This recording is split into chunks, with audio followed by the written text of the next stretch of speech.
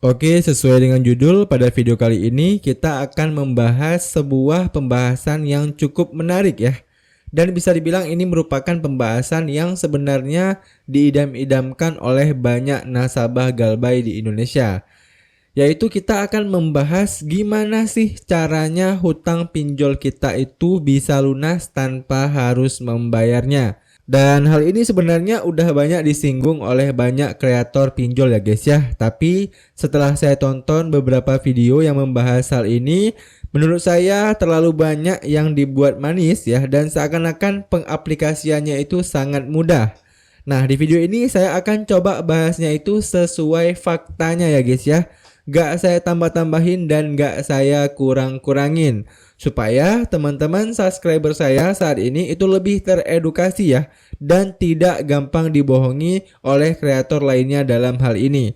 Nah, jadi apakah memang bisa hutang pinjol kita itu bisa lunas dengan sendirinya? Di sini saya akan coba jelaskan beberapa jawaban ya guys ya. Saya mulai terlebih dahulu dari jawaban bisa ya. Jawabannya bisa kalau memang hal itu dikehendaki oleh pihak pinjolnya guys. Jadi ini bisa dibilang faktor eksternal ya. Dan kita sebagai nasabah Galbay itu nggak ada andil sedikit pun tentang hal ini. Nah, kok bisa? Jadi gini guys, logika simpelnya ya. Kebanyakan dari aplikasi pinjol ini adalah peer-to-peer lending ya, alias perusahaan yang mempertemukan antara orang-orang yang membutuhkan pinjaman dengan orang-orang yang ingin menginvestasikan uang mereka. Nah, jadi perusahaan pinjol ini kan berada di tengah-tengahnya ya. Nah, dalam strukturisasi ini ada yang namanya TKB. Apa itu TKB? TKB ini adalah ukuran ya yang menunjukkan tingkat keberhasilan peminjam dalam mengembalikan dananya kepada si pemberi pinjaman. Kalian pasti sering lah ya melihat di bagian atas kanan aplikasi pinjolnya itu ada tulisan TKB berapa persen gitu ya. Nah, artinya semakin kecil TKB-nya maka akan semakin sedikit orang-orang yang ingin menginvestasikan uangnya di perusahaan pinjaman tersebut guys. Nah, hal ini tentu sangat berdampak terhadap kinerja perusahaan pinjaman tersebut ya, yang membuat mereka akan kehilangan investor mereka.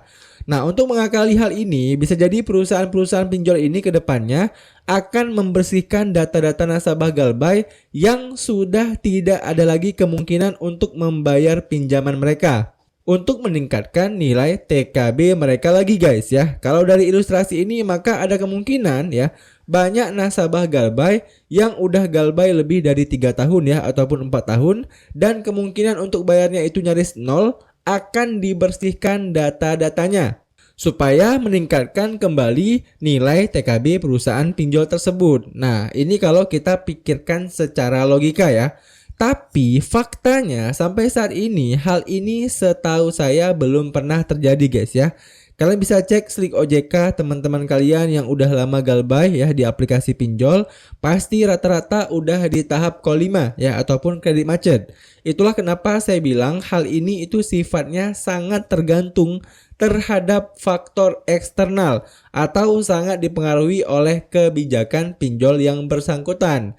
Jadi, kalau kita kembali ke pertanyaan tadi, apakah hutang pinjol kita itu bisa lunas tanpa harus membayarnya? Maka jawabannya tergantung dari kebijakan pinjol yang bersangkutan. Dan menurut analisa saya pun sangat jarang ya hal ini bisa terjadi guys ya. Kayak kita bisa lihat aja kasus kartu kredit ya. Berapa banyak orang yang Galbay di kartu kredit udah bertahun-tahun tapi hutangnya masih ada. Ini menunjukkan penghapusan hutang itu memang tidak sesimpel yang kita pikirkan. Oke, semoga kalian dapat poinnya ya guys ya. Sebelum kita menutup video kali ini, buat teman-teman yang butuh informasi seputar pinjol dan juga pay later ya, kalian bisa kunjungi aja channel Alpha Story ini.